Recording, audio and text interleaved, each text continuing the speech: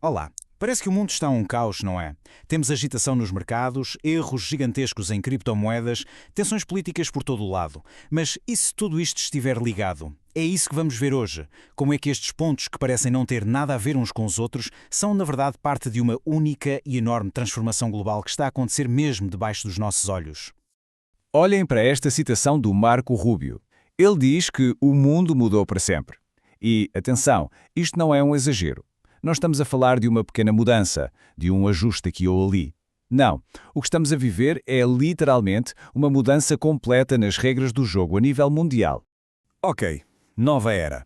A expressão é bonita, mas o que é que isso quer dizer na prática? O que é que muda?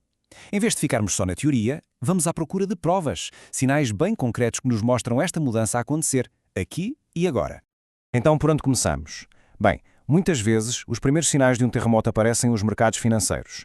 Pensem neles como um sismógrafo supersensível, que detecta as grandes mudanças globais muito antes do resto do mundo sentir o abalo a sério. Pode parecer que estamos num mercado em queda, que está tudo a cair. O sentimento geral é de pessimismo. Mas se olharmos com atenção para os dados, a história é outra. Não é tanto um colapso, mas sim o que se chama uma grande rotação. É uma transferência massiva de dinheiro. O capital está basicamente a fugir dos gigantes de ontem para ir à procura dos vencedores de amanhã. E esta imagem ilustra isto na perfeição. Reparem, de um lado, os fundos que apostam tudo nas grandes tecnológicas, as Big Tech que toda a gente conhece, estão a fraquejar. Mas do outro lado, um fundo que representa o mercado de uma forma mais democrática, mais equilibrada, está a subir. É a prova visual de que o dinheiro está mesmo a mudar de sítio. E a escala disto é impressionante. Os grandes fundos de investimento estão a apostar contra a tecnologia de uma forma que não se via desde 2010. Isto não é uma coisinha pequena, uma correção de mercado. É um sinal fortíssimo. É como se eles estivessem a dizer que a festa do domínio absoluto da tecnologia pode estar mesmo a acabar. Ok, vamos sair um pouco dos mercados tradicionais e mergulhar no mundo da nova tecnologia, porque esta transição de que estamos a falar também traz riscos que ninguém estava à espera. E a história que vem a seguir, bem, parece tirada de um filme. 40 mil milhões de dólares. É difícil até de imaginar, não é? Pois bem, foi este o valor de um único erro de digitação. Um erro que abalou o mercado das criptomoedas e que mostrou uma vulnerabilidade enorme neste novo sistema financeiro. Então, como é que isto aconteceu? A história é incrível. Uma bolsa de criptomoedas na Coreia do Sul estava a fazer um sorteio, a dar um prémio. O problema? Um funcionário, ao inserir o valor, em vez de o meter na moeda local, o won, meteu o em Bitcoin. E o sistema simplesmente aceitou. Pamba, processou a transação. De repente, apareceram do nada 620 mil Bitcoins, o que seria, imaginem só, cerca de 3% de todas as Bitcoins que alguma vez vão existir. E aqui é que a coisa se torna absurda. A bolsa tentou transacionar 620 mil bitcoins, mas na realidade só tinha 50 mil nos seus cofres. Ou seja, o sistema permitiu que se negociasse dinheiro fantasma, dinheiro que pura e simplesmente não existia. Agora, um ponto crucial aqui. A culpa não foi da tecnologia da Bitcoin. A blockchain, o sistema por trás da moeda, continua seguro, inviolável. O que falhou foi tudo o resto. Os controlos internos da empresa, a interface, o erro humano. Isto é um lembrete brutal de que, por mais sofisticada que seja a tecnologia, o elo mais fraco da corrente, somos quase sempre nós, os humanos. Ok, já vimos os mercados, já vimos a tecnologia.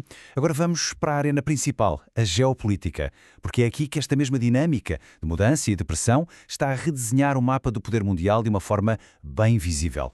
E um exemplo disso é a forma como a política interna de um país pode influenciar um conflito a milhares de quilómetros. Há uma teoria forte de que, por exemplo, um eventual regresso de Trump à Casa Branca criaria uma pressão enorme para um acordo de paz na Ucrânia, com um prazo muito específico, junho de 2026. Qual seria o objetivo? Ter uma grande vitória diplomática para apresentar antes das eleições intercalares americanas. E enquanto isso acontece, a Rússia está a desafiar abertamente um dos pilares do poder americano, o dólar.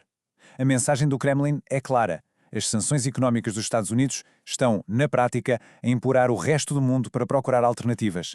E isso mexe com as fundações da ordem mundial que conhecemos. Mas o mais interessante é que não são só os adversários tradicionais a mexer-se. São também os aliados. Vejam a Europa. Líderes de Itália, França, Alemanha, todos dizem, com palavras diferentes, a mesma coisa. A Europa tem de ter a sua própria estratégia, tem de ser mais autónoma. Já não se pode dar ao luxo de depender totalmente dos Estados Unidos.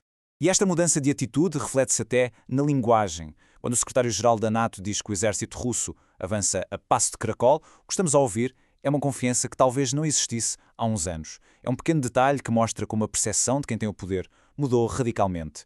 Muito bem, vimos mercados, vimos criptomoedas, vimos política. 3 áreas aparentemente distintas. Mas então, qual é o fio que une tudo isto? Como é que estas peças se encaixam? O que vimos foram, na verdade, sintomas da mesma coisa. Uma nova era a começar. Nos mercados, assistimos a uma rotação histórica do capital. Na tecnologia, vimos a fragilidade dos novos sistemas perante o velho erro humano. E na geopolítica, estamos a ver, em tempo real, um realinhamento do poder global. E esta é a ideia-chave. Nada disto são notícias isoladas, aleatórias. São tudo sinais interligados. A cautela que leva os investidores a fugir da tecnologia é a mesma que devia existir nos sistemas de criptomoedas. E tudo isto acontece num palco onde as velhas alianças estão a ser questionadas. São de facto tudo peças do mesmo puzzle e o mundo em transição. Isto leva-nos, claro, à pergunta final. Estamos a viver numa era de transformação constante, onde a única certeza é a mudança. De onde virá o próximo choque? Para onde é que temos de olhar para tentar antecipar o próximo grande abalo e não sermos apanhados desprevenidos?